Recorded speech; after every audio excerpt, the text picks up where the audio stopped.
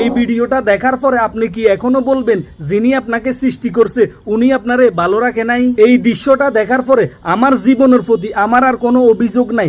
এই জন্য খুশি হইয়া আল্লাহ পাকের দরবারে শুকরিয়া আদায় করে বলতেছি আলহামদুলিল্লাহ। আজকের ভিডিওটি বেশি পরিমাণে শেয়ার করুন, যেহেতু সবাই বুঝতে পারে আল্লাহ পাক আমাদেরকে ভালো রাখছে। আল্লাহ পাক রব্বুল আলামিন আমার দুইটা চোখ দিছে, দুইটা হাত দিছে, দুইটা পা দিছে, চলার তৌফিক দান করছে, খাওয়ারও তৌফিক দান করছে।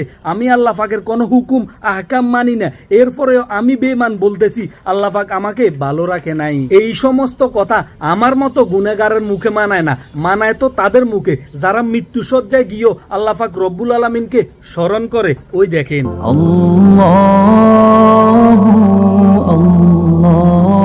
এই জন্য আল্লাহ পাক রব্বুল আলামিন হাদিস ও কোরআনের মধ্যে স্পষ্টভাবে লিখছে, তুমি আমার কোন কোন নিয়ামতকে অস্বীকার করবে? আমি নিঃশ্বাস নিতে পারতেছি, আমি দু চোখ দিয়ে মন ভরে দেখতে পারতেছি, আমি হাঁটতে পারতেছি, আমি খাইতে পারতেছি, আমি কথা বলতে পারতেছি, আমি সুস্থ আছি আলহামদুলিল্লাহ। এই জন্য আল্লাহ পাক রব্বুল আলামিন বলছে, তোমার উপরে কে আছে তার কথা তুমি ভাইবো না, তোমার নিচে কে আছে তার কথা তুমি ভাবো, তখন তুমি বুঝতে পারবে সৃষ্টিকর্তা তোমাকে কতটুকু ভালো রাখছে। হে ফরওয়ারদিগার, হে সৃষ্টিকর্তা, হে আমার প্রভু, তোমার শুকরিয়া আদায় যদি করতে চাই, পৃথিবীর যত পানি আছে সব পানিকে যদি তুমি কালিতে পরিণত করো, এরপরও লেখেও তোমার গুণগান শেষ করা যাবে না। আপনার পাড়া প্রতিবেশী রেল লাইনে শহরে ঘাটে গিয়ে দেখুন মানুষের কত কষ্ট, তাদের চাইতে যদি আপনি বেশি ভালো থাকেন অবশ্যই আলহামদুলিল্লাহ লাগেন। এই ভিডিওটি শেয়ার করেন। তো সবাই ভালো থাকেন, সুস্থ থাকেন, নিজের প্রতি খেয়াল রাখুন। আল্লাহ হাফেজ।